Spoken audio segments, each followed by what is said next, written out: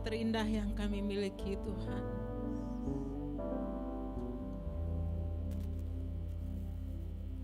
Pada akhirnya kami harus berkata, Tuhan, kami tidak punya apa-apa kecuali Engkau. Kecuali Engkau tidak ada satupun yang berharga ya Tuhan. Engkau tidak bisa dibandingkan dengan apapun yang ada di dunia ini ya Tuhan. Engkau satu-satunya yang bisa kami andalkan. Terima kasih Tuhan karena kami memiliki Engkau Tuhan Yesus. Terima kasih Tuhan Yesus. Karena ketika kami memiliki Engkau, kami memiliki segala-galanya. Ketika kami memiliki Engkau, kami tidak butuh sesuatu yang lain. Karena semua sudah digenapi di dalam Engkau. Terima kasih untuk kasih-Mu yang besar bagi kami. Terima kasih untuk kasih-Mu yang sempurna untuk kami. Kami tidak bisa deskripsikan dengan kata-kata kami ya Tuhan. Betapa agungnya, betapa besarnya, betapa luar biasanya kasih-Mu pada kami Tuhan. Tolong kami semua Tuhan, singkapkan mata kami untuk melihat betapa besarnya kasih-Mu kepada kami, betapa dalam, betapa lebar, betapa luasnya kasih-Mu kepada kami. Mungkin ada di antara kami yang saat ini Tuhan datang dengan berbagai masalah dan mulai mempertanyakan kasih-Mu, mulai bertanya-tanya apakah Allah mencintai aku atau tidak, mulai meragukan pertolongan dan perlindungan-Mu, mulai meragukan bagaimana Engkau bisa menolong mereka dalam situasi sulit. Tapi saat ini kami berdoa Tuhan, mari Roh Kudus singkapkan kepada kami semua, buka mata kami untuk melihat betapa dalamnya kasih-Mu kepada kami, betapa lebarnya kasih-Mu pada kami, betapa luas, betapa dalamnya kasih-Mu kepada kami. Tidak terukur Tuhan, tidak bisa dideskripsikan dengan kata-kata. Tolong kami Tuhan untuk merasa aman di dalam kasih-Mu, untuk tinggal di dalam kasih-Mu. Tolong kami untuk memahami dan untuk merasakan, untuk bisa melihat dan mengenal kasih itu Tuhan. Kami tidak bisa melakukannya dengan nalar kami, dengan pengetahuan kami. Kami perlu Roh Kudus untuk menyingkapkan kepada kami, untuk kami bisa mengalami secara pribadi, secara mendalam dalam diri kami. Terima kasih Roh Kudus. Roh Kudus, hadirlah di tempat ini Roh Kudus. Kami datang dengan berbagai persoalan, berbagai masalah, dan kami tahu cuma Roh Kudus yang bisa memenuhi, yang bisa menjawab setiap kebutuhan kami. Itu sebabnya Roh Kudus, ambil alih Roh Kudus. Bicaralah kepada kami semua Roh Kudus. Lakukan mujizat. Buat terobosan dalam diri kami masing-masing dan dalam keluarga kami. Terima kasih Roh Kudus. Kami bersyukur, di dalam nama Yesus kami berdoa. Amin. Puji Tuhan. Jemaat yang dikasihi Tuhan, kita akan mendengarkan firman Tuhan.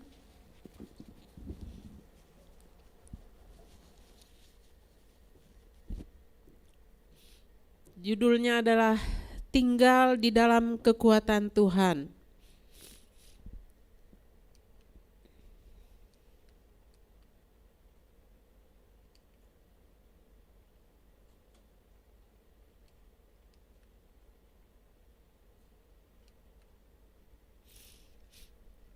Saudara, di dalam artikel saya melihat ini berbagai judul yang ada di dalam artikel. Saya baru lihat kemarin dan beberapa hari ini artikel ini menghiasi koran-koran elektronik. Ini ada beberapa judul yang saya upload di sini. Ada salah satu judul yang mengatakan ancaman resesi 2023. Ancaman resesi 2023. Asosiasi Marketing Indonesia beberkan sejumlah strategi untuk menghadapinya. Kemudian ini dari perkataan Pak Jokowi. Bahkan beberapa hari ini begitu gencar dia katakan waspada. Dunia semakin gelap. Itu ada berapa dalam judul-judul artikel yang ada. Kemudian ekonomi global makin suram. Ini ramalan baru OECD dari CNBC Indonesia. Kemudian ada satu judul juga. Resesi ekonomi 2023 diramal terjadi lebih cepat. Ini kata pengusaha, resesi ekonomi bisa memicu penurunan keuntungan perusahaan, meningkatnya pengangguran, hingga kemunduran ekonomi. Saudara, keadaan dunia itu seperti itu saudara sekarang. Saudara sudah bisa merasakan mungkin apa yang terjadi. Pengangguran semakin banyak, perusahaan-perusahaan ada yang, saya lihat ada beberapa perusahaan besar yang mereka harus merumahkan banyak karyawan-karyawan mereka. Keadaan dunia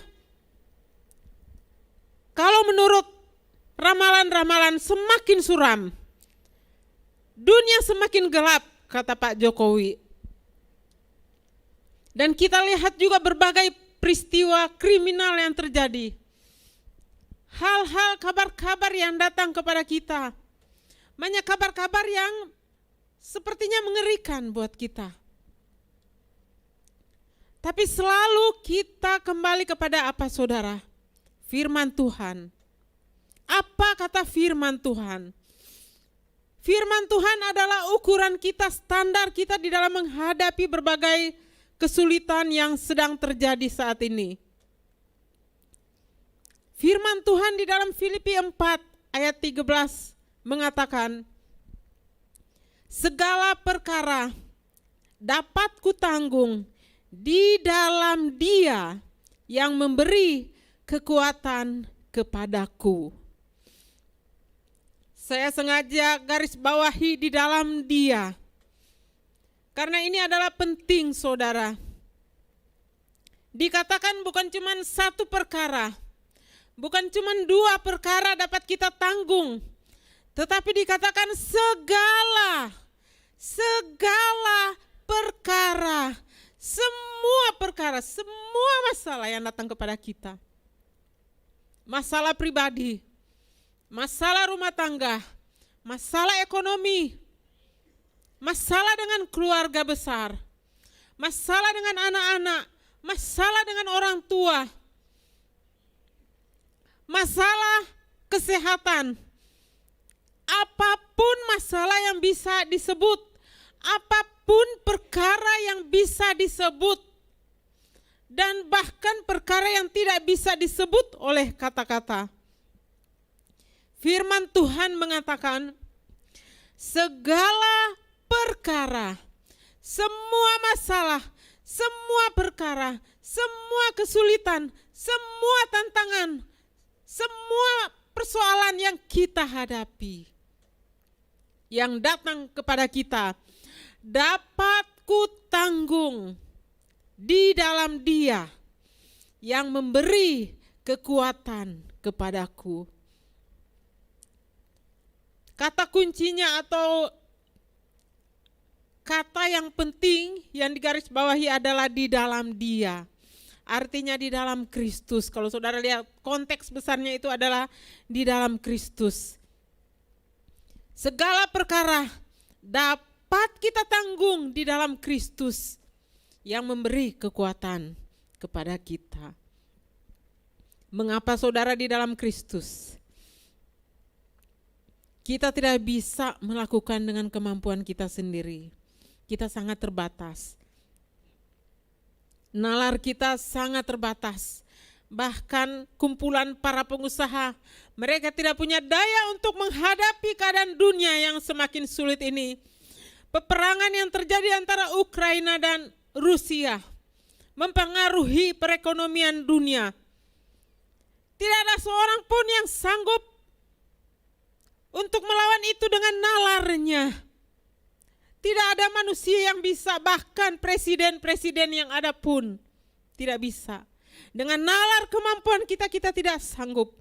Tetapi firman Tuhan mengatakan di dalam Dia, di dalam Kristus, di dalam Yesus Kristus, segala perkara dapat kita tanggung. Mengapa saudara di dalam Kristus kita bisa menanggung segala perkara?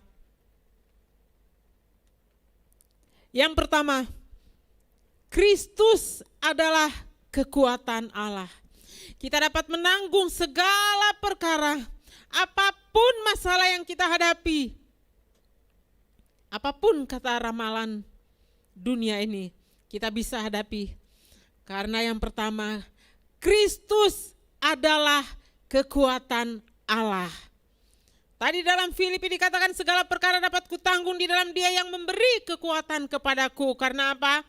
Karena Kristus adalah kekuatan Allah. Saudara, Allah itu berasal dari kata Ibrani yang bahasa Ibraninya adalah Eloah. Kalau dia singular atau dia tunggal, dan kalau dia plural Elohim. Apa artinya Eloah? Ada orang-orang yang mengatakan bahwa orang Kristen tidak boleh mengucapkan kata Allah. Katanya bukan milik orang Kristen. Tapi kalau kita lihat dari bahasa Ibrani, akarnya dari bahasa Ibrani, ini lebih dekat dengan kita Allah. Allah memang diterjemahkan dalam bahasa Arab, dalam bahasa Inggris God. Tapi kita ambil itu di dalam akar katanya dari bahasa Ibrani. Artinya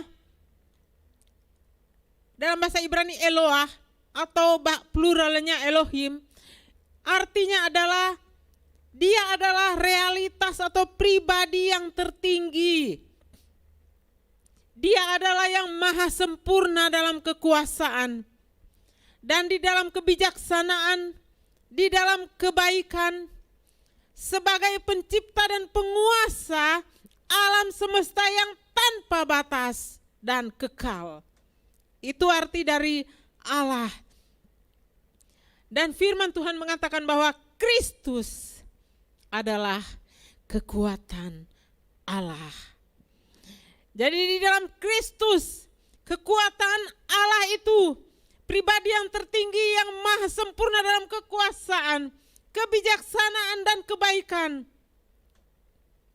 Pencipta dan penguasa alam semesta yang tidak terbatas, tanpa batas, dan bahkan tidak bisa dibatasi oleh waktu. Manusia, berapapun berkuasanya dia, sehebat apapun dia menguasai dunia ini, tapi dia akan dibatasi oleh waktu.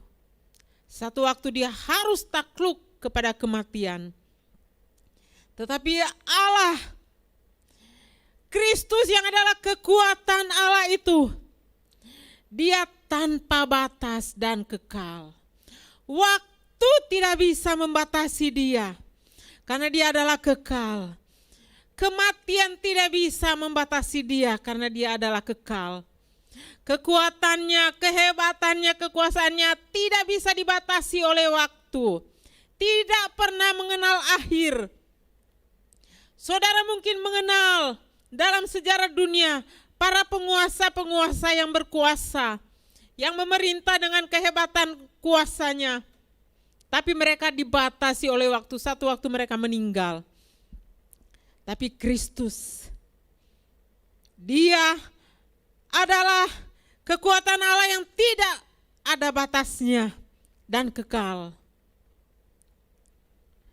Dikatakan di dalam 1 Korintus 1 ayat 24, tetapi untuk mereka yang dipanggil, baik orang Yahudi maupun orang bukan Yahudi, Kristus adalah kekuatan Allah dan hikmat Allah. Untuk kita orang-orang bukan Yahudi, di dalam Kristus kita memiliki kekuatan yang hebat. Karena apa? Kristus adalah kekuatan Allah dan hikmat Allah. Kita memiliki sesuatu yang tidak ada bandingannya di dunia ini. Dan dalam Kolose 1 ayat 15, Kristus adalah gambar Allah yang tidak kelihatan, yang sudah ada sebelum semua ciptaan tercipta. Sebelum semua ciptaan tercipta, Kristus sudah ada. Segala perkara dapat kita tanggung di dalam Dia, di dalam Kristus yang memberi kekuatan kepada kita. Karena apa? Karena Kristus adalah kekuatan Allah dan hikmat Allah. Kekuatannya, hikmatnya tidak bisa dibatasi oleh waktu dan keadaan. Dan kita bisa menanggung segala perkara di dalam Kristus yang adalah kekuatan Allah. Dalam Kolose 1 ayat 16, di dalam Dialah telah diciptakan segala sesuatu yang ada di sorga dan yang ada di bumi, yang kelihatan dan yang tidak kelihatan, baik singgasana maupun kerajaan, baik pemerintah maupun penguasa, segala sesuatu diciptakan oleh Dia dan untuk Dia. Jadi saudara, Kristus adalah kekuatan Allah. Kita memperoleh segala kekuatan di dalam Dia, segala perkara kita bisa tanggung karena kita memperoleh kekuatan kita di dalam Kristus. Mengapa di dalam Kristus kita dapat kekuatan Allah? Karena di dalam Dia segala sesuatu sudah diciptakan. Yang ada di surga yang tidak bisa kita lihat, yang ada di bumi yang bisa kita lihat, yang kelihatan dan yang tidak kelihatan. Baik singgasana, takhta maupun kerajaan, pemerintah, penguasa, segala sesuatu diciptakan oleh Dia dan untuk Dia. Betapa hebatnya Kristus yang kita punyai.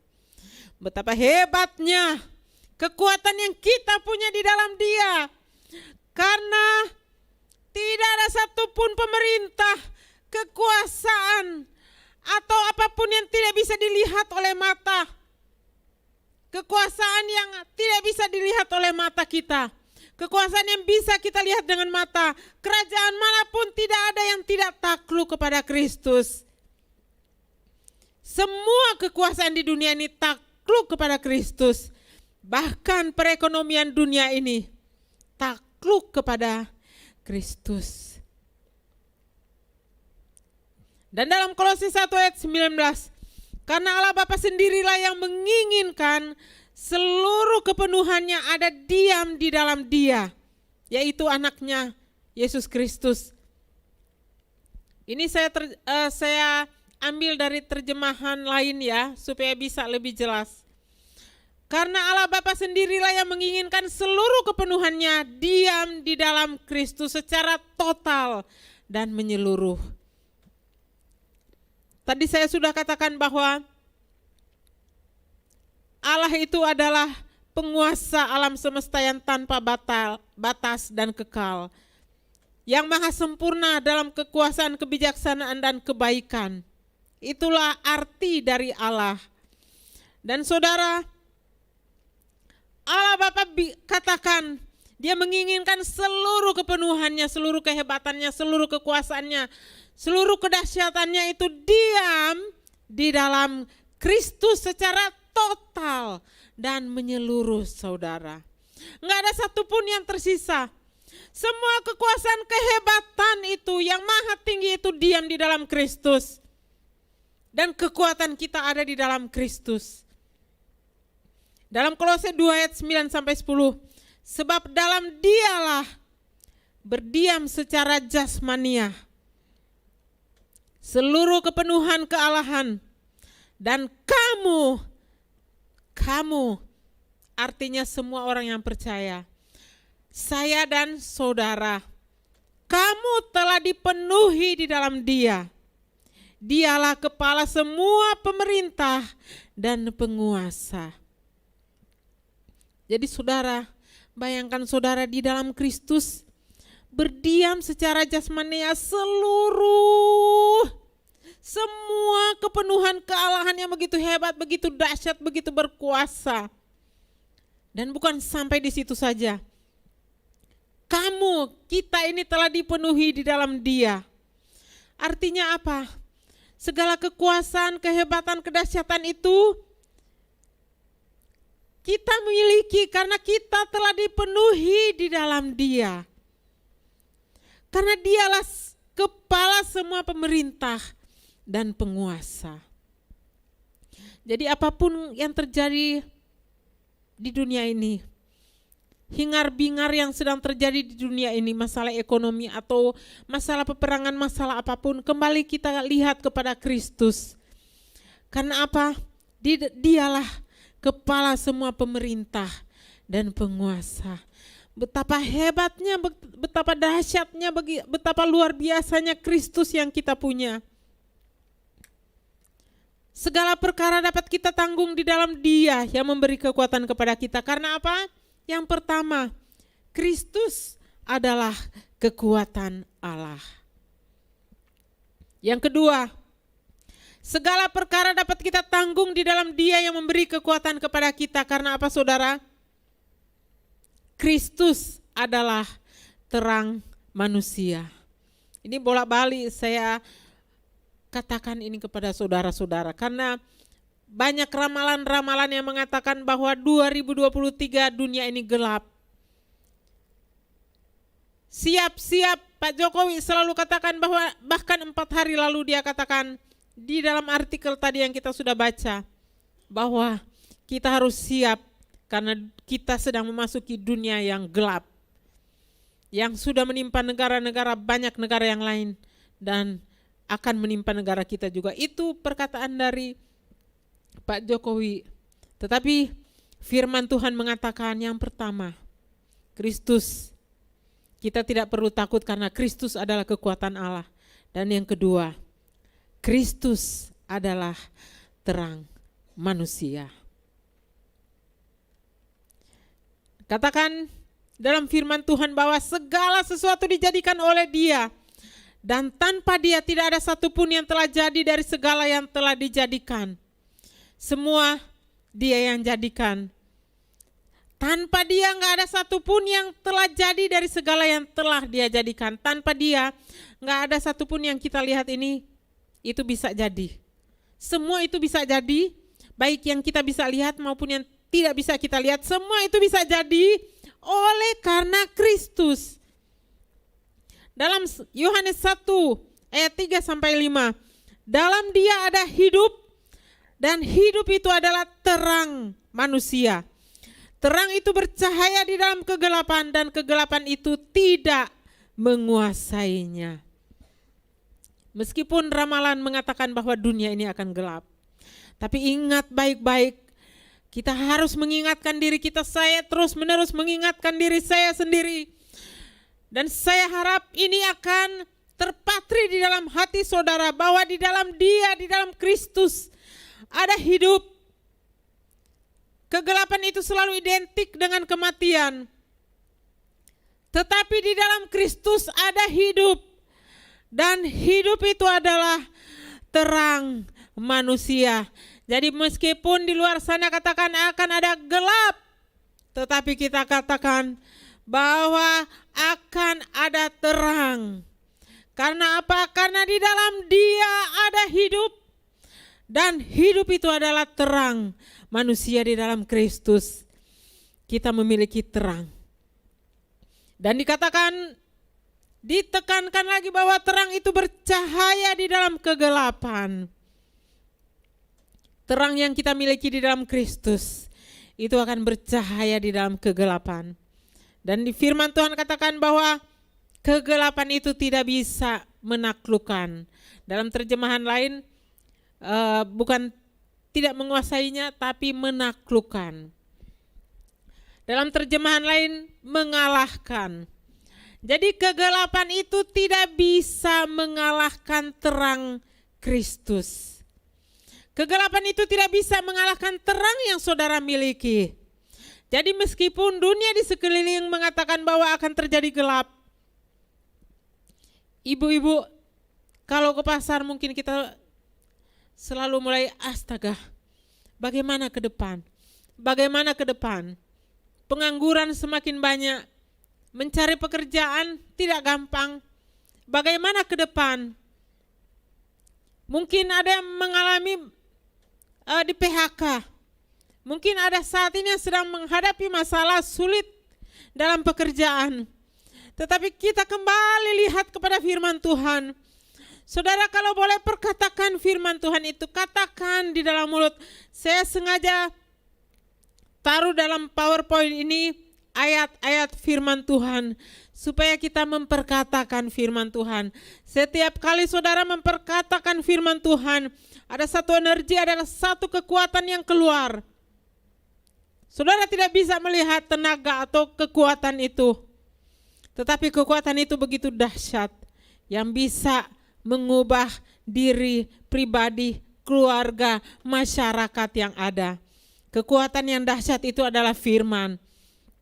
Itu sebabnya saya sengaja taruh ini supaya kita baca, saya katakan dan saya ucapkan. Karena setiap kali firman saya ucapkan dengan kata-kata yang keluar, selalu ada energi. Dosen saya waktu saya kuliah di Jogja, saya kuliah di psikologi, dosen saya mengatakan, tahukah saudara, setiap kata yang kalian ucapkan itu, ada satu energi yang keluar, dan energi itu sudah keluar, sekali dia keluar, dia tidak akan lenyap. Energi itu akan tetap ada katanya. Energi itu kalau kata-kata yang keluar adalah kata-kata positif, maka energi itu akan keluar dan ibarat kalau saudara buka radio, saudara akan cari frekuensi ya. Saudara mau putar RPK, saudara akan cari frekuensi sampai dapat RPK. Dan saudara bisa dengar dengan jelas. Kalau frekuensinya belum kena, belum dapat. Nah, ibarat itu saudara, dosen saya katakan, bahwa setiap kata yang keluar, kalau itu kata-kata positif, dia akan cari frekuensinya di tempat yang positif, yang gak bisa dilihat oleh mata. Saudara bisa lihat internet, saudara gak bisa lihat sinyalnya ya. Sinyal dari internet gak bisa dilihat oleh mata, tapi itu ada. Demikian juga energi yang keluar gak bisa dilihat oleh mata, tapi ada. Demikian pula kata dosen saya, kata-kata negatif ketika dia keluar, dia akan cari frekuensinya, dia akan, energi itu akan pergi ke energi negatif. Semakin banyak energi negatif yang keluar, frekuensinya makin kuat, dan itu akan jadi destiny, akan jadi takdir bagi saudara atau bagi keluarga saudara atau bagi masyarakat. Semakin banyak kata negatif yang keluar, kata-kata persungutan yang keluar, maka itu akan menjadi energi negatif, masuk di dalam frekuensi negatif, dan itu akan menghancurkan. Karena menurut dosen saya yang mengajar, kata-kata negatif, sungut-sungut itu akan masuk di frekuensi yang destroy, yang akan menghancurkan humankind atau manusia. Semakin banyak, semakin besar, semakin menghancurkan iklim atau apapun. Itu menurut dosen saya waktu saya kuliah di Jogja. Tetapi saudara, firman Tuhan katakan bahwa Injil, kabar baik itu adalah dunamosnya Allah, kekuatan Allah. Bayangkan dinamit ya. Kabar baik, firman Tuhan itu adalah dinamit kekuatannya Allah. Itu sebabnya saya tulis ini, saya katakan firman Tuhan ini. Karena ketika saya baca firman Tuhan ini, ada satu energi, kekuatan yang dahsyat yang keluar, yang akan pergi ke frekuensi yang akan membawa perubahan yang besar di dalam lingkungan kita. Ketika kita mengucapkan firman Tuhan, perkatakan firman Tuhan, makanya saya dorong Bapak Ibu Saudara, waktu baca firman Tuhan, baca yang keras, keluarkan kata-kata, bicara. perkatakan firman Tuhan. Firman itu adalah pedang roh yang bisa menghantam segala kekuatan iblis. Kekuatan iblis, roh-roh jahat itu ingin menghancurkan. Satu-satunya tujuan iblis adalah menghancurkan manusia. Satu-satunya tujuan iblis adalah menghancurkan diri saudara, menghancurkan keluarga saudara, menghancurkan masyarakat kita, menghancurkan kota kita dan bangsa kita dan dunia ini. Iblis akan puas kalau dia bisa destroy, dia bisa hancurkan umat manusia. Itu sebabnya kita harus lawan pakai pedang roh. Pedang roh perkatakan firman Tuhan. Pakai firman Tuhan, lawan dia dengan firman Tuhan. Perkatakan firman Tuhan, jangan malas untuk baca firman Tuhan dan katakan. Keluarkan lewat kata-kata. Firman Tuhan itu dekat. Ada pada kita, dekat dengan kita. Yaitu di dalam hatimu. Dan kita keluarkan dengan kata-kata. Dan dikatakan di dalam dia ada hidup. Hidup itu adalah terang manusia. Terang itu bercahaya di dalam kegelapan dan kegelapan itu tidak bisa mengalahkannya. Meskipun dunia katakan bahwa gelap akan terjadi, siap-siap udah semakin dekat. Para pengusaha katakan bahwa resesi akan terjadi lebih cepat dari yang diramalkan. Tetapi kita perkatakan di dalam firman Tuhan, di dalam dia ada hidup, hidup itu adalah terang manusia. Kita lawan itu dengan katakan, terang itu bercahaya di dalam kegelapan dan kegelapan itu tidak menguasainya. Mungkin saudara di dalam hati khawatir, di dalam hati saudara mulai was-was dengan keadaan yang terjadi. Ketika saudara ke pasar, ibu-ibu ke pasar, ketika bapak-bapak pergi lihat rekeningnya yang ada di bank yang tersisa. Ketika keadaan seperti itu, perkatakan firman Tuhan ini, bahwa di dalam dia ada hidup, hidup itu adalah terang manusia, dan terang itu yang kita punya di dalam Kristus. Terang itu bercahaya di dalam kegelapan. Kegelapan itu, apapun ramalan yang ada di dunia ini, tidak bisa menaklukkan. Kegelapan tidak bisa menaklukkan terang yang kita punya. Dan itu adalah harapan bagi kita. Terang yang sesungguhnya yang menerangi setiap orang sedang datang ke dalam dunia. Ia telah ada di dalam dunia dan dunia dijadikan olehnya, tetapi dunia tidak mengenalnya. Jadi terang yang sesungguhnya saudara sudah datang, sudah ada di dalam dunia. Jadi dunia mengatakan bahwa gelap akan terjadi, tetapi firman Tuhan katakan terang yang sesungguhnya yang menerangi setiap orang sudah ada, sudah datang di dalam dunia. Ia datang kepada milik kepunyaannya, tapi orang-orang kepunyaannya itu tidak menerimanya. Artinya orang-orang Israel pada waktu itu tidak menerimanya, tapi semua orang yang menerimanya diberinya kuasa supaya menjadi anak-anak Allah, yaitu mereka yang percaya dalam namanya. Saudara dan saya adalah orang-orang yang percaya di dalam nama Yesus. Makanya saudara dan saya tidak bisa ditaklukkan, tidak bisa dikuasai oleh kegelapan, tidak bisa dikuasai oleh kesuraman yang digambarkan, yang diramalkan oleh dunia. Karena apa? Saudara dan saya menerima terang itu.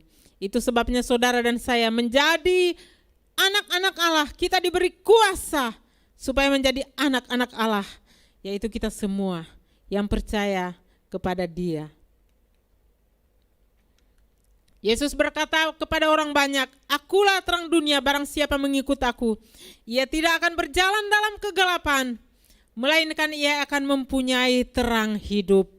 Saudara dan saya, kita memiliki Kristus, dan Yesus Kristus itu adalah terang dunia. Kalau kita mengikut Dia, maka kita tidak akan berjalan di dalam kegelapan.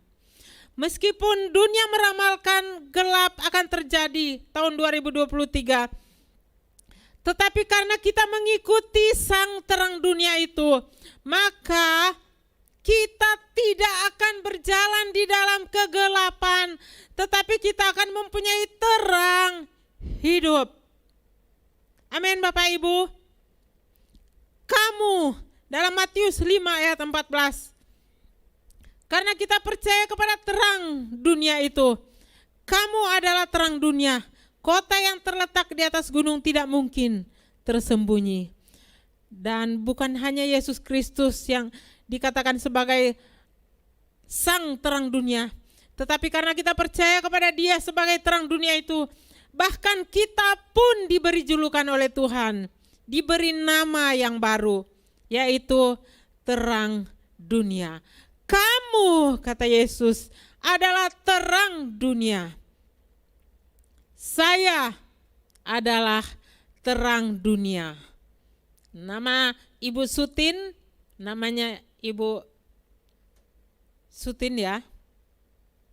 Ibu Vivi namanya Bu Vivi. Tapi Tuhan Yesus mengatakan satu nama lain bagi kita masing-masing, yaitu kamu adalah terang dunia. Itu nama alias, nama julukan. Terang dunia. Jadi saudara, di tengah-tengah ramalan yang terjadi, ingat baik-baik, nama saya dan saudara yang diberikan oleh Tuhan adalah terang dunia. Jadilah terang dunia di tengah-tengah ramalan, di tengah-tengah kegelapan ekonomi yang terjadi, yang sedang melanda dunia ini. Saudara dan saya adalah harapan bagi dunia ini. Karena yang bisa membawa terang itu adalah saya dan saudara. Karena Kristus tinggal di dalam kita. Dan firman Tuhan katakan, kota yang terletak di atas gunung tidak mungkin tersembunyi. Saudara dan saya itu adalah terang di tengah-tengah kegelapan. Dan kalau terang itu ada di tengah-tengah kegelapan, gak mungkin tersembunyi. Kegelapan itu langsung pergi karena ada terang di situ. Jadi saudara, harapan bagi dunia ini, bagi Indonesia, bagi Jakarta ada di dalam saudara. Karena apa? Karena Kristus ada di dalam kita. Saudara yang percaya kepada Yesus, pada waktu saudara percaya kepada Yesus, saat itu Kristus tinggal di dalam saudara. Dan dikatakan dalam Efesus 1 ayat 19 sampai 21. Betapa hebat, betapa hebat, betapa hebat kuasanya bagi kita yang percaya, bagi saya dan saudara yang percaya, sesuai dengan kekuatan kuasanya yang dikerjakannya di dalam Kristus, dengan membangkitkan Dia dari antara orang mati dan mendudukkan Dia di sebelah kanannya di sorga. Betapa hebat kuasanya bagi kita yang percaya. Dan dia kitab suci gambarkan kehebatan kuasanya itu dengan apa? Kekuatan kuasa yang membangkitkan Yesus dari antara orang mati. Betapa hebatnya kuasanya bagi kita yang percaya. Hebatnya itu kayak gimana? Kehebatan kuasanya itu kayak ini loh, kuasa yang membangkitkan Yesus dari antara orang mati. Sehebat itu saudara. Kuasa yang bisa membangkitkan orang mati, yang bisa membangkitkan Yesus dari antara orang mati dan mendudukkan Dia di sebelah kanannya di sorga. Saudara punya kehebatan yang luar biasa. Betapa hebat kuasanya bagi saudara, bagi Ibu Sutin, bagi Bu Marta, bagi Bu Mike yang percaya. Betapa hebatnya kuasanya.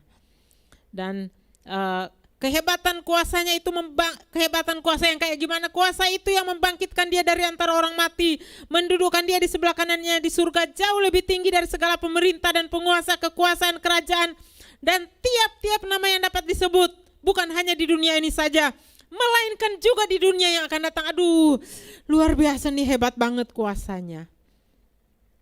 Dan saudara, kehebatan Kristus itu diam di dalam saya dan saudara. Saudara dan saya itu adalah harapan bagi dunia ini, bagi kesuraman yang sedang terjadi. Harapan bagi keluarga-keluarga yang sedang menghadapi masalah, harapan bagi orang-orang yang frustasi. Karena apa? Di dalam saudara itu tinggal Kristus yang begitu hebat, kuasanya yang begitu dahsyat. Dan segala sesuatu telah diletakkannya di bawah kaki Kristus. Dan dia telah diberikannya kepada jemaat sebagai kepala dari segala yang ada. Jemaat yang adalah tubuhnya, yaitu kepenuhan dia yang memenuhi semua dan segala sesuatu. Saudara, segala sesuatu sudah diletakkan di bawah kaki Kristus. Dan hebatnya apa? Dia telah diberikannya kepada kita jemaat sebagai kepala dari segala yang ada. Kita ini jemaat adalah tubuhnya, yaitu kepenuhan dia. Kepenuhan Allah diam di dalam Kristus dan kepenuhan Kristus diam di dalam jemaat, yaitu saya dan saudara yang memenuhi semua dan segala sesuatu. Bagaimana tetap tinggal dalam kekuatan Tuhan? Mari kita tetap hidup di dalam firman Tuhan. Perkatakan firman Tuhan dan berdoa senantiasa. Segala perkara dapat kita tanggung di dalam Kristus yang memberi kita kekuatan. Karena apa saudara? Karena di dalam Kristus kekuatan Allah diam di dalam dia. Dan di dalam Kristus dia adalah terang bagi dunia ini. Kita ini menjadi alat di tangan dia untuk membawa terang bagi dunia yang diramalkan akan menjadi suram. Saya dan saudara punya harapan, kita tidak perlu takut, kita perkuat diri kita, perkuat kepercayaan kita dengan memperkatakan firman Tuhan dan dengan berdoa. Saudara dan saya punya kekuatan yang hebat, tadi sudah digambarkan begitu hebat dan dahsyatnya kekuatan yang kita miliki di dalam Kristus. Amin. Bapak Ibu Saudara, apapun masalah, perkara apapun yang kita hadapi, segala perkara dapat kutanggung di dalam Kristus yang begitu hebat itu, yang memberi kekuatan yang hebat itu kepada kita. Kita satu dalam doa. Bapa di dalam surga, terima kasih Tuhan, karena Kristus adalah rahasia terhebat, misteri terhebat yang dicari oleh dunia, yang dicari oleh banyak orang-orang yang cendekiawan yang begitu pandai. Sesungguhnya rahasia misteri terhebat itu ada di dalam Kristus yang kami miliki oleh karena kami percaya kepada Kristus. Bahkan yang berdiam di dalam kami, kekuatan terhebat, misteri terhebat, hikmat Allah yang luar biasa itu tinggal di dalam kami. Terang Allah yang menerangi semua, yang menerangi kegelapan yang ada itu, terang itu tinggal di dalam kami. Dan kami ini merupakan terang dunia. Kami menjadi terang dunia yang membawa terang di tengah-tengah kegelapan yang sedang berlangsung di dunia ini. Terima kasih Tuhan karena Engkau layakkan kami untuk menjadi pembawa terang.